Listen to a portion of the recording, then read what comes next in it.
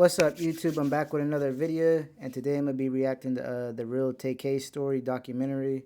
So this is basically just gonna be similar to it is a documentary. Talking about like TK and probably like his life and what he done, maybe before and after getting locked up, or in between as well. And his music and stuff. So it should be interesting for real. I actually did like a decent amount of his songs. I thought he had some real potential for real. I think YB and Nate copied his stuff, except he was a capping version that would just play GTA and all that and act like he was a thug. But TK was like really with it. So, yeah, if he never got locked up, I don't think there would have been no YB and Nate. But we finna see what's up with this dude. And comment below what y'all think. Make sure you subscribe and hit the like button. You know what I'm saying? Turn on the notification bell. I'll be uploading on the daily. And yeah, share the video and stuff, y'all. We better see what's up with this dude. My head, cuz. He was first arrested last year. A juvenile court judge released him. He cut off an ankle monitor. Hold up, y'all.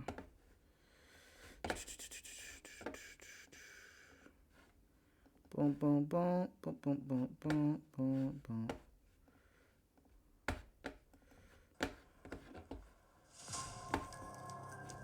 After he was first arrested last year, a juvenile court judge released him.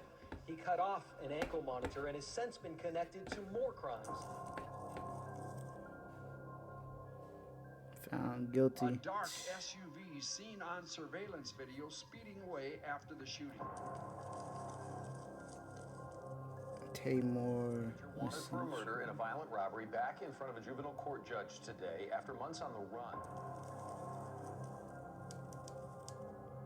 Teen rapper TK as police question him about his role in a deadly home invasion in Mansfield.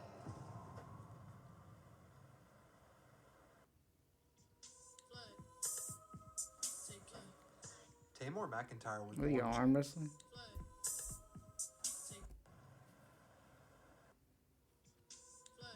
He was young for real. Well, that was when he was younger, but Taymor McIntyre was born June 16, 2000 in California. His father, Kevin Beverly, was a gang member from Compton, and his mom was part of the Baby Insane Crips gang in Long Beach. damn, This they would was all unfortunately thugs. lead to his dad's imprisonment during Taymor's youth. With his dad behind bars, his mother would do her best to raise him and his sister while he was away. But without a father figure around, it was hard for him to find guidance. Playing football, listening to Soulja Boy and Chief Keef were some of the only distractions he had for his frustration that was building up. At 8 years old, his mom moved them to Las Vegas for about a year and a half before his father was finally released from prison.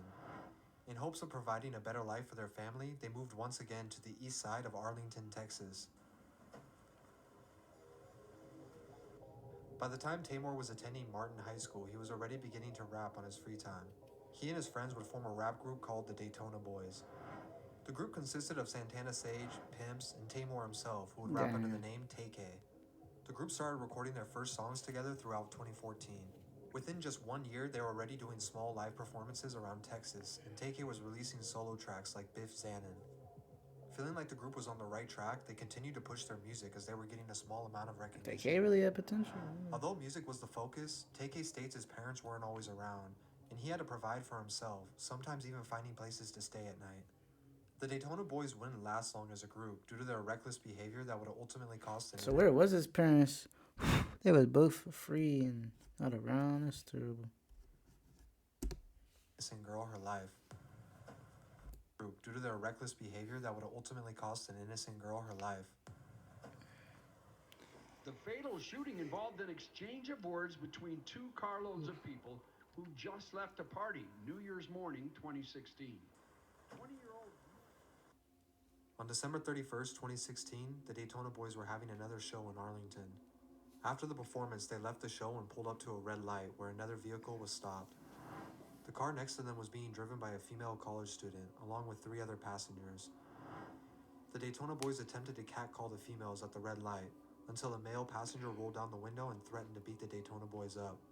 Santana Sage, who was driving the group, rolled down his window, pointed a gun, and fired 2 shots.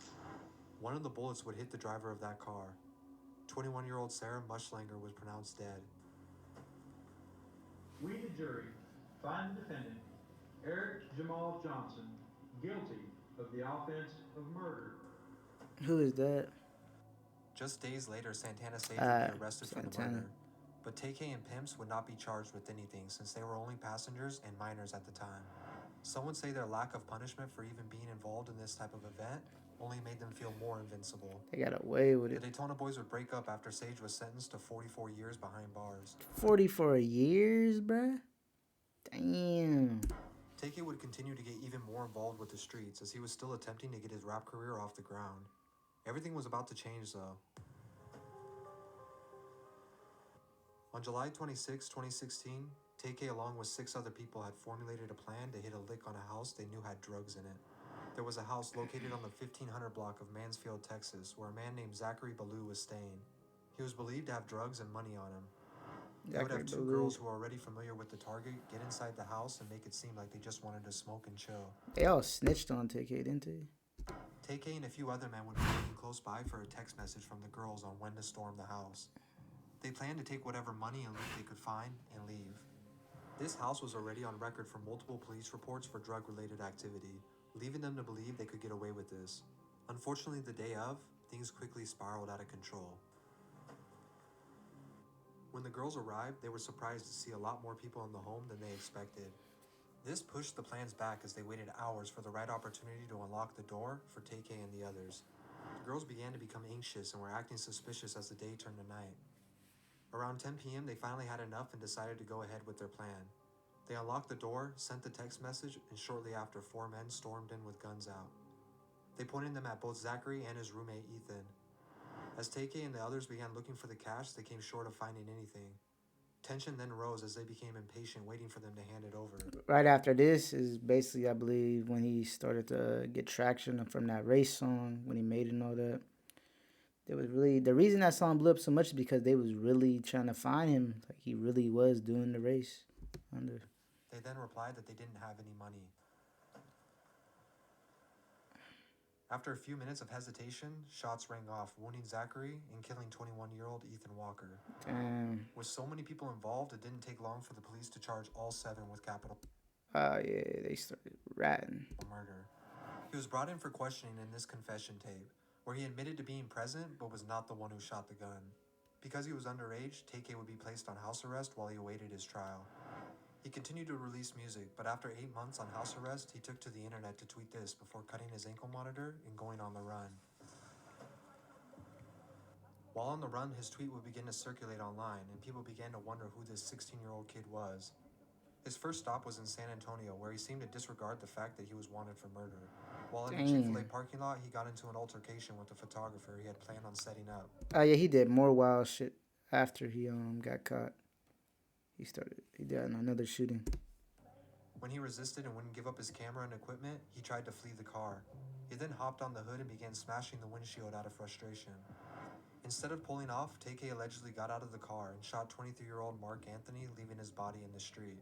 TK and his affiliates then ditched the car in a nearby restaurant before picking up a new car where they circulate online, and people began to wonder who this 16-year-old kid was. His first stop was in San Antonio, where he seemed to disregard the fact that he was wanted for murder. While in a Chick-fil-A parking lot, he got into an altercation with the photographer he had planned on setting up. When he resisted and wouldn't give up his camera and equipment, he tried to flee the car.